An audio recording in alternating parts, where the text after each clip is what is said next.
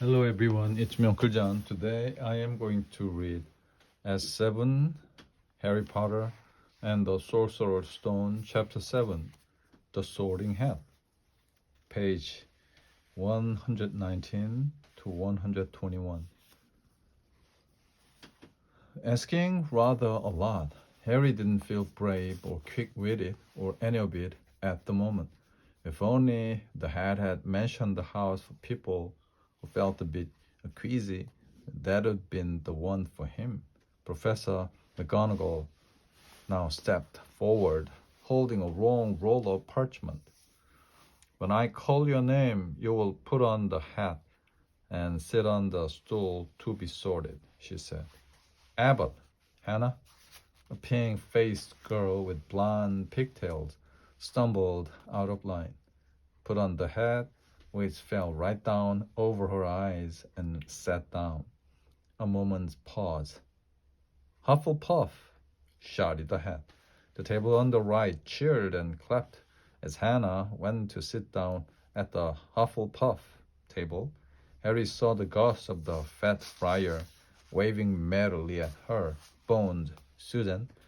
Hufflepuff, shouted the hat again, and Susan scuttled off to sit next to Hannah. Booed Terry.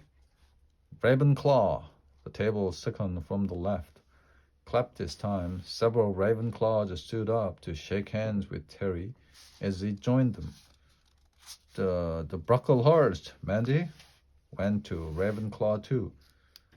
But Brown Lavender became the first new Gryffindor, and the table on the far left exploded with cheers. Harry could see Ron's twin brothers catcalling. The Bulstrode Millicent then became a Slytherin. Perhaps it was Harry's imagination. After all, he'd heard about Slytherin, but he thought they looked like an unpleasant lot. Page 120. He was starting to feel definitely sick now. He remembered being picked for teams during gym at his old school.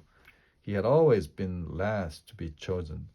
Not because he was no good, but because no one wanted Dudley to think they liked him.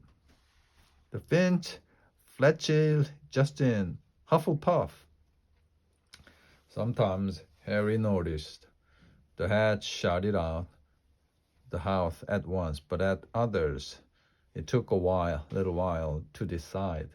A Finnegan, a Seamus, the sandy-haired boy next to Harry in the line, sat on the stool for almost a whole minute before the hat declared him a Gryffindor.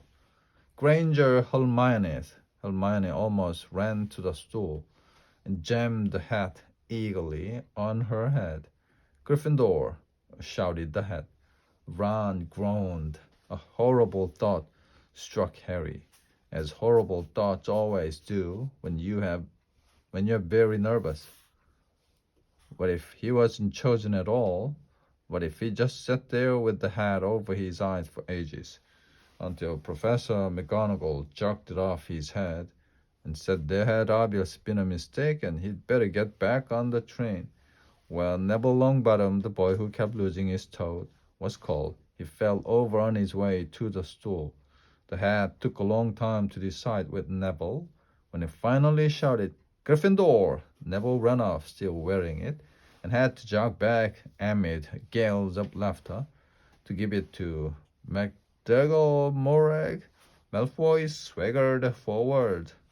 When his name was called and got his wish at once, the hat had barely touched his head when it screamed Slytherin. Malfoy went to join his friend, the Crabbe and Goyle, looking pleased with himself. There weren't many people left now. Moon, Nod, Parkinson, then a pair of twin girls, the Petal and Petal, then Perks, Sally Ann, and then at last Potter Harry. As Harry stepped forward, whispers suddenly broke out like little hissing fires all over the hall. Potter, did she say? The Harry Potter? The last thing Harry saw before the hat dropped over his eyes was a hall full of people craning to get a good look at him. Next second, he was looking at the black inside of the hat. He waited. Said a small voice in his ear. Difficult, very difficult. Plenty of courage, I see. Not a bad mind either. There is talent. Oh my goodness, yes. And a nice thirst to prove yourself. Now that's interesting. So where should I put you? Harry gripped the edges of the stool and thought, not Slytherin, not Slytherin, not Slytherin, eh? Said the small voice. Are you sure? You could be great, It's all here in your head, and Slytherin will help you on the way to greatness. No doubt about that. No? Well, if you are sure, better be Gryffindor. Harry heard the head shout the last word to the whole hall. He took off the hat and walked shakily toward the Gryffindor table. He was so relieved to have been chosen and not put in Slytherin. He hardly noticed that he was getting the loudest cheer yet. The prefect got up and shook his hand vigorously, while the Weasley twins yelled, "We got Potter! We got Potter!" The end.